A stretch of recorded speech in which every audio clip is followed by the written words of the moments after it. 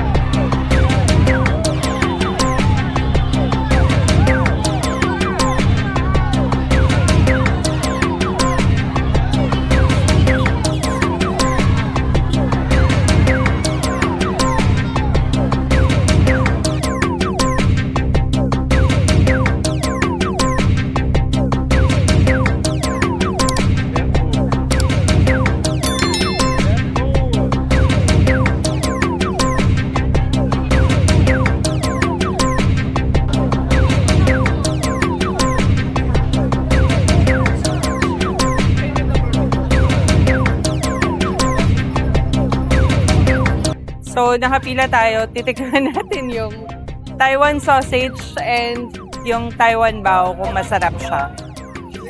Mga 5 minutes na tayo nakapila dito. It's so good. Yeah, it is.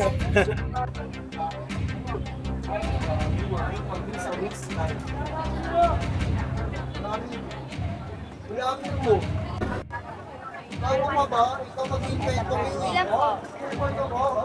Ikaw para lahat.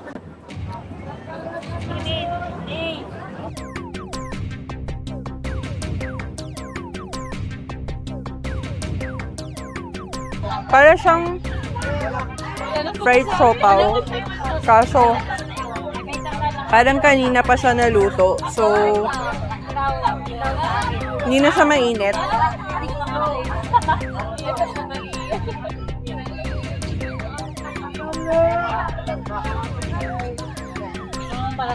Okay lang siya. For 35 pesos. Okay lang. Saks lang. Hintayin natin yung Taiwan sausage.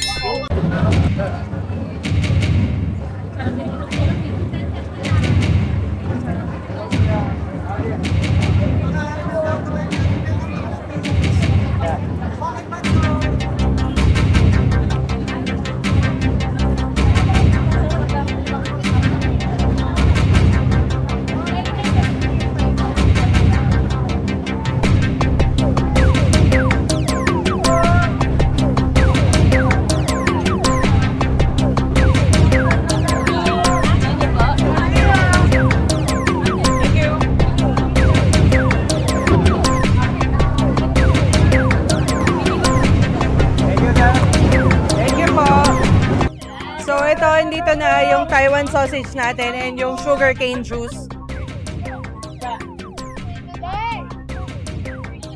So, pure sugarcane siya, tapos may ice lang sa loob. This is 100 pesos. Parang, I think it's a bit expensive, given that it's sugarcane. So anyway, we waited a long time for this Taiwan sausage. So this is grilled. It looks like longganisa, no? How do you like your longganisa? Burnt. So, the only issue I had with this is, they said they have limited number of sticks left, pero they still have this minimum of 2 sticks per order. So, I have to eat 2. So, let's taste it. Thank you.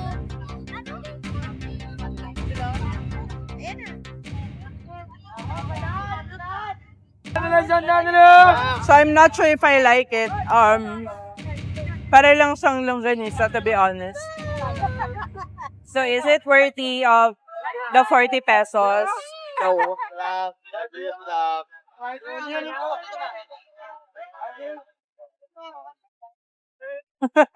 Hindi ko siya bet.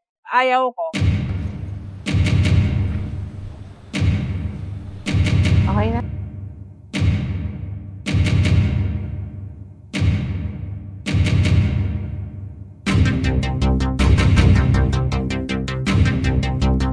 Hey guys, so andito tayo sa Chinese Dim Sum House and tatry natin yung Chong Fan.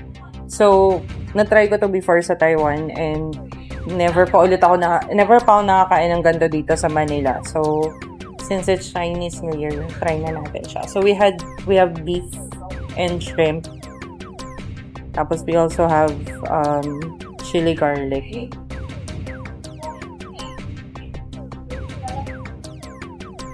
So, we went out of the way. Medyo malayo to dun sa usual Binondo food trip na pinupuntahan ng mga tao. So, try muna natin yung shrimp. So, technically, ano siya, no? Parang, vermicelli. Tapos, merong palaman sa loob. So, try na natin. Sarap. Ang daming hipon. As in, buo-buo yung hipon. So, that's good. Next natin yung beef. Yung beef naman, tender yung meat.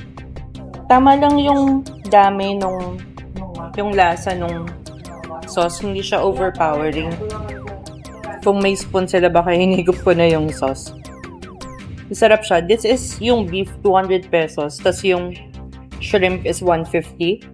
So, if you are into yung food crawl sa Binondo, then most likely kahit isang plate lang. Tulad namin, ito, isang plate lang pag sasaluhan na namin. So, you can share it. Definitely share it with your friends. So yeah, guys, I'm gonna try this for the first time. I don't even know how to handle this. I'm already struggling. It doesn't look like something I would like, honestly. Okay. I can't even pick it up.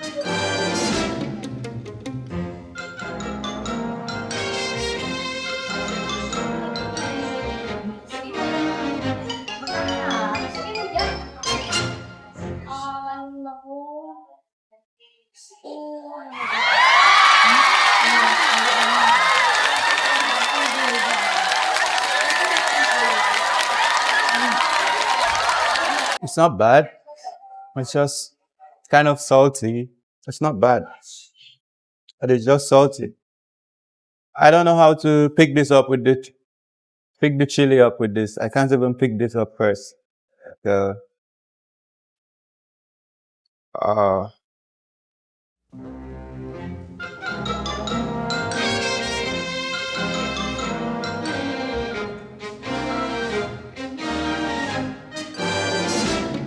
It's actually not bad. I don't think I've seen anyone using one stick. I guess I'm a pro now. But yeah, it's not bad. I can feel the beef on the salty side as well. So I think overall it's a good food to try if you're a foreigner here in Binondo and you would love to try some Chinese food. This is not bad.